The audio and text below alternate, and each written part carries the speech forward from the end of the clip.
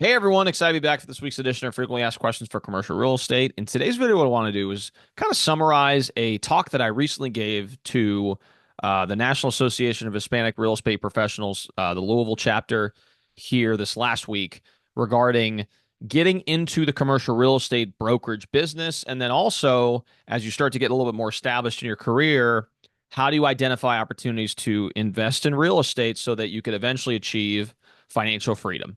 And so in today's video, we're going to explain kind of the journey that I've had over the last 5 years. And I'm nowhere near the true financial freedom piece, but I've also, made a lot of strides towards that direction. And so I thought I'd share some insights that could potentially help you all if you're looking to get into the brokerage business and also then start investing in real estate property as well. So before we dive into this video, I'd greatly appreciate it if you can like and subscribe to this channel.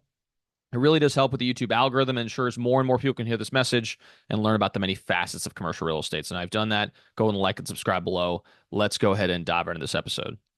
All right. So the video itself is going to highlight a speech that I gave, or really it was more of a question and answer session for the National Association of Hispanic Real Estate Professionals, Louisville chapter here this last week. It was a great discussion, but really I wanted to highlight 3 points that I made throughout that Q&A session so that you can then take these insights with you and apply to your own commercial brokerage career. So to start off, one of the main points that was highlighted in the discussion was related to how do you get into the business to begin with. Just to provide you all with some context, I come from an engineering background. I studied industrial engineering and minored in economics in college. And then after college, I got into a technical consulting role. So I was a software developer and consultant for a multinational firm that implemented software systems for government agencies. And so I lived in Washington, D.C. I lived in Puerto Rico for several years. And then after Hurricane Maria hit, that project was temporarily put on hold, and I was relocated to Louisville on a temporary basis. But ultimately, the project became more permanent, and therefore, I was able to stay in Louisville for a longer period of time. Now, the insight that I was going to share with the group is know how and when to jump. So when you're looking to transition from whatever career path you're in, so let's say you're working as an accountant or you're working as an account executive in a particular firm, you have to make sure that you set yourself up for success and that you have enough staying power to get through the early years in commercial brokerage. I shared with the group that my first year I was on a draw, so I was able to get prepaid commissions for myself, so I was able to sustain myself. But in reality, if I only relied on my income or whatever I was able to generate, I would only have made $13,000 my first year. And it wasn't a whole lot better my second year. I think I made $45,000 my second year in the business. So the first few years are going to be somewhat of a struggle. And so you need to be able to make sure that you have some expenses or savings set aside to cover your expenses in the early months. I typically recommend people have at least 6 months of expenses set aside and then look for ways to reduce your monthly cash outflow. So the way that I was able to handle it in my career was that I bought a fourplex before I got into the brokerage business full time. I lightly renovated one of the units and moved in with my girlfriend, now wife, into one of the units, and I used the rents that were generated from the other units to pay the mortgage payment. So our monthly expenses dropped significantly during that period of time, and so that was a big reason why I felt very comfortable transitioning to a brand new career field like commercial real estate. So, you don't necessarily have to follow that similar example. I would encourage you guys to look into it if possible, whether that's buy a single family home and renting out the other rooms or maybe doing a duplex, triplex, quadplex. It was a great opportunity for me, but not necessarily, you don't have to necessarily do that, but just find ways to reduce your expenses. And I would encourage you to save at least 6 months of expenses in an account so you're not struggling right off the bat in the brokerage space, because it's going to take you a little while to get up and running. Along with that, in order to break into the space, I always encourage people to start networking with professionals in the space. So I would encourage you to frequent different organizations and networking events where these professionals congregate. I was a big proponent of CCIM as an institute and also as a designation. The International Council of Shopping Centers oftentimes has local chapters that you can get involved with. ULI, the Urban Land Institute, is a large multinational organization and oftentimes has local branches. So go try to see in the event calendar for your local municipality to see if you can join these organizations or just start attending some of the events so you can start networking and meeting people in the space.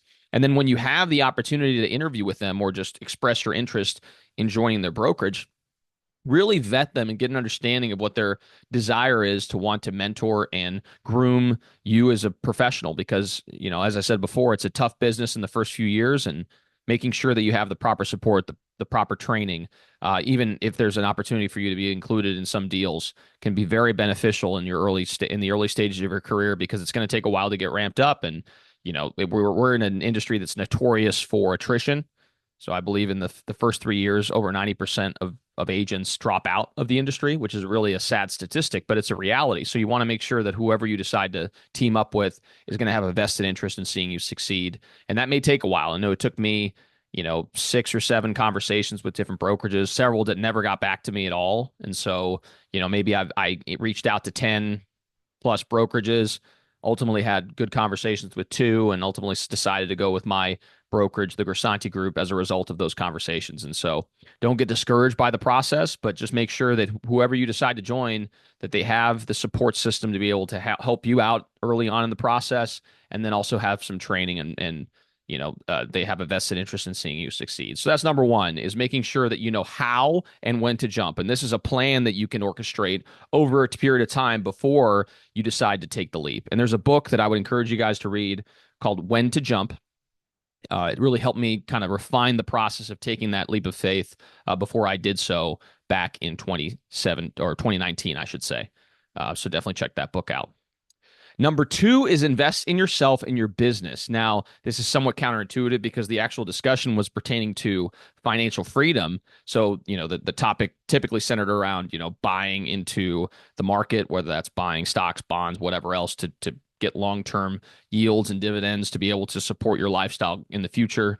Along with that, people had talked about investing in real estate, but I shared somewhat of a counterintuitive method, and maybe not counterintuitive, but counter to the norm of that particular discussion, is that I don't believe that you as a professional should be investing in real estate at all your first few years. I think you should be reinvesting every cent that you can into your business to be able to grow it. Because the way I view investing in real estate is you want to make sure that you generate a lot of income, right? So that it becomes a problem from a tax standpoint. And then you divert the money that you generate from your main vehicle into long-term assets like real estate. So until your income until you're generating a sizable amount of income, I would just encourage you all to invest fully into your business. And another thing that I often, contend with people, because people are always like, well, I want to invest in real estate as soon as possible.